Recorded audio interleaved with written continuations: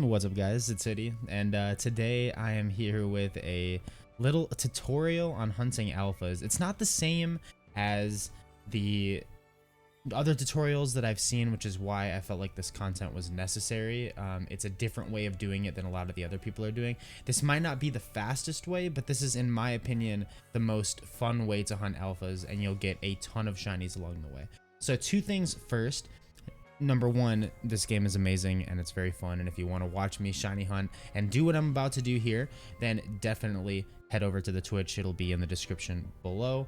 I'm also doing a soul link of Omega Ruby Alpha Sapphire over there as well. Number two, this route, or these routes that I'm about to show you, were inspired by the way that Supreme Arcanines does his shiny hunting for alphas, where he goes through and he checks every alpha in a certain area, and he has a route that's semi-optimized, and he had never written his down or anything, and so I decided that it'd be a pretty good idea and a useful resource to other people that wanted to do what he's doing and what I'm doing, and to actually write them down and mark all the alphas and have actual printouts of the route for other people to be able to use. I did use this yesterday, and after 30 or so resets, I got my boy right here.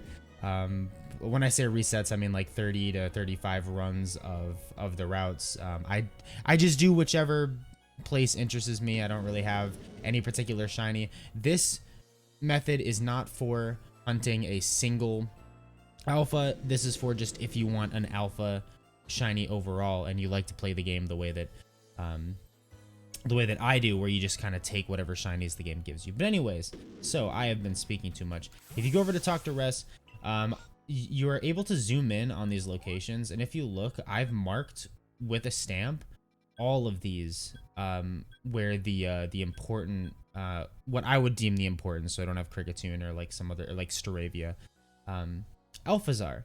And so if you look at these, it's not super like apparent to some people where you would start. This is a lot of alphas. You don't really know like which ones you should be going to first, and stuff like that. So what I decided to do is, I'm going to transition over to Photoshop, is I decided to make routes for all of these.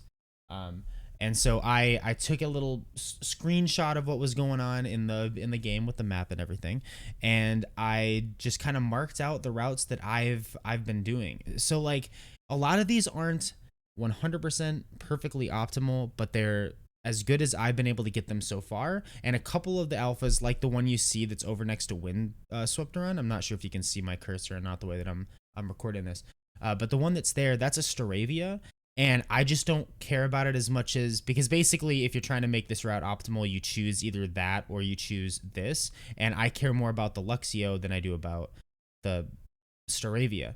But yeah, so basically I'm just going to go through these really quick and kind of talk about them. You're going to start at the middle area here, and then you're going to go to the right, which is the Parasect, and you're going to follow these all the way up. There's like Stantler and Float Soul that'll lead you all the way up to the Rapidash that's here, and then you'll go along this way. I don't have a line onto this one. This is a Magikarp spawn that's always there. But again, that's another one that, like, it's kind of an annoying detour to check both this and this. And and I care more about this one than I do the Magikarp, but you could very easily switch these up as well. Just kind of dependent on like what you want. And then you go around here to Grand Tree, through Ramadas and Sandgem, back up here to the Gyarados that's at Verity, Snorlax here, and then you end at the Luxio there, and then I just fast travel to one of the locations. So that is the first area, and I would say the first area is by far the oh wait, you probably couldn't see my cursor because I was on the wrong thing. This one was probably the hardest one for me to optimize, because you do start in the middle and there's all of these around this area. It's just kind of awkward, but I think this is probably the best way to do it. If you really like Staravia, then please by all means add this into the run. Yeah, that's the Windswept Run here is the Staravia. If you go to the Crimson Mirelands, your second one, you're just going to start from the normal starting point, and you go straight up to the Raichu. And then there's these two. These two are right next to each other, but they're two different alphas based off the time. So if you go at night, then you do the what's it called, the Honchkrow, and during the day it's Roserade. And then you go over to the Licky Licky. I've also had a tough time optimizing the end of the ruins. And again, like this is like you don't have to optimize everything. Literally play the game how you want to play it and how the routes feel the best to you. But if you go at nighttime, there's a spawn for Spirit Tomb potentially over here. And so I try to hit the Spirit Tomb, which just makes it kind of annoying to zigzag back down to this, which is the Rhyhorn. If you don't care about Rhyhorn is just my favorite Pokemon, so I'm always going to add him into the route. But if you don't care about Rhyhorn, it's a lot faster to go from the Licky Licky straight over to the Whiscash. And then like back over here to the Onyx and then back around to the edges around here. This one's fairly straightforward. There's not a lot of the routes that I don't like are when there's a lot of Sneasler usage because that mount is just really, really slow. And then there's not a lot of Sneasler usage. It's like from Raichu to these are the only Sneasler you use in the whole run. And then the cool thing about this is you go up to the top of the area. Like the lighter color on these maps is like the higher of ground you have. And so you go up to essentially the highest part and you can, if you know the, if you mash B as you're using Braviary, I think it's B. Yeah, if you mash B as you're using Braviary, it'll make you descend a lot slower. And so you can almost fly the length of this entire thing about to like here around the Sliggoo. You kind of have to get off of it, but you kind of get that whole thing. But yeah, so that's the route that I use for the Crimson Mirelands. The Cobalt Coast lands is also pretty easy. Another one of the simplistic ones, and this run also is so fast. The Cobalt Coastlands run is like, I don't know, just a couple minutes. It really is very, very quick. But you start up at the top of the volcano. You could go straight to the left and just immediate check the Ninetales here, but I like to look at the Magmars because I'm a Magmar stan. So I go down this way around Fire Pit. I go I check the Ninetales, and then I go down to the Luminion. This Luminion right here, and then it's a Gastrodon here. A lot of times in between the Gastrodon and the Empoleon, you'll get like a what are they called? The Qwilfish like alpha spawns here, and so those are pretty cool as well. And then you can cut down in between here and go to the Mothim. I know that a lot of people don't really care about the Growlice that are up here because you can get them in the outbreaks or whatever, but I always have to check the Growlice, and that's why I go ahead and check the cat that's the Perugly that's up here too, because like if I'm already going up this part, I might as well just go check the Perugly as well, because I mean honestly that shiny is pretty good, and I'm just happy with any alpha. So I go check the Perugly here, and then I go down to this which is the Octillery, and then along the beach. There's no super easy way to check the Mantine, which sucks because Mantine's a really cool Pokemon. I like Mantine a lot. But there's no real easy way to add Mantine into this run.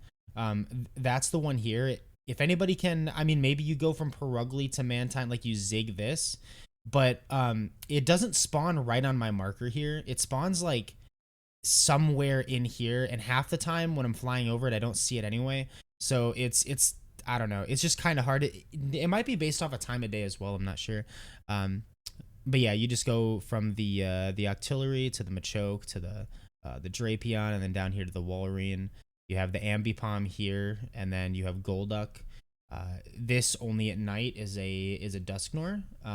And I also like to go through this way anyway because I get to check the Chatot shinies to see if there's a Chatot there, which I think is pretty cool. And then you got the Chansey, and then I finish mine off by doing the long run of just going through the water to check for red Gyarados here, and then check for Alpha Tentacruel because I feel like Alpha Tentacruel would be an amazing shiny. But yeah, I'll definitely screenshot this if you want to use that. And then we go to the Cornet Highlands, another super easy one, and another one of those where you start at the top and you get to glide all the way down, and it's really, really nice. So you start at the top one, you go see the Electivire, and then you come down to this, which Luxray, and then you're gonna go down to, and there's a level here, and when you turn around the level here, you can check the nose pass, and then there's a lip that comes out. You'll see it like kind of right here. I just put my white dot. You see the wait, is this the nose pass? I'm pretty sure that this is actually the nose pass, but there's a lip here. After you see whatever this is, you have to come up to this spot, and then you have to go up again. So there's a little bit of going up, but the Braviary altitude that it gets, if it lands on this lip, it makes it where it's not difficult at all to traverse that. And then you go over to, which I believe this is the Rhyperior, and then this is only at nighttime, and it's the Mismagius. And then you go down to the Golem, and you go down here. I literally just messed up my my line. There's no reason to zigzag here. You could just go straight down, but I messed up my line. And then Clefable at nighttime only.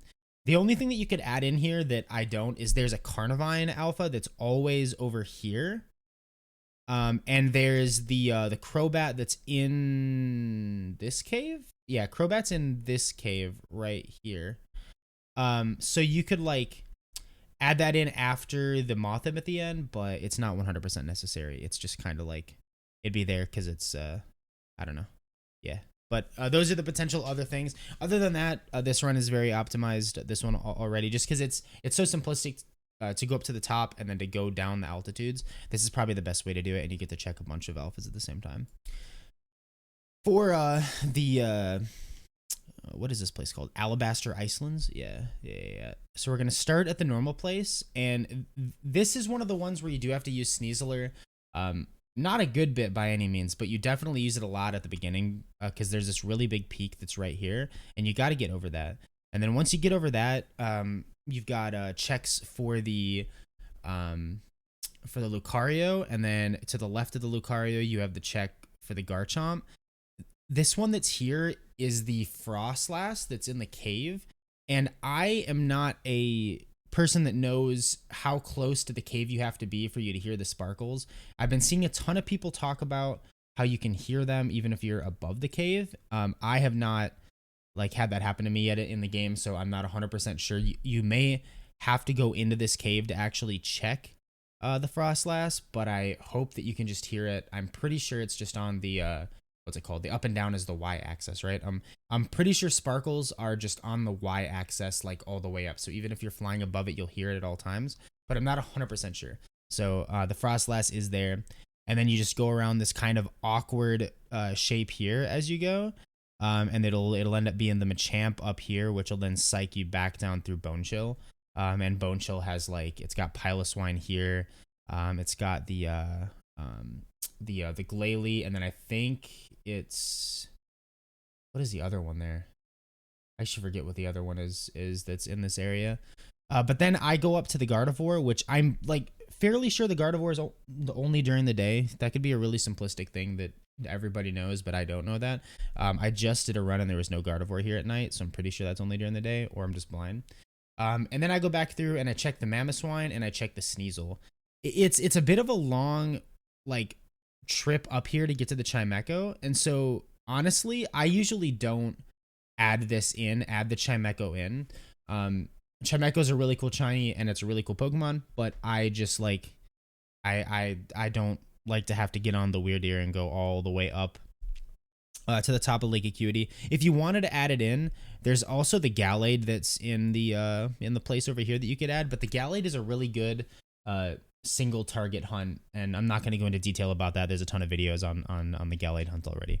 But yeah, so that was essentially, I just wanted to provide the information of these routes that I'm using to check every alpha, about every alpha in each of the areas, and hopefully allow other people to be able to do the same. This is by far my favorite way of hunting because you get so many random shinies as you're going through.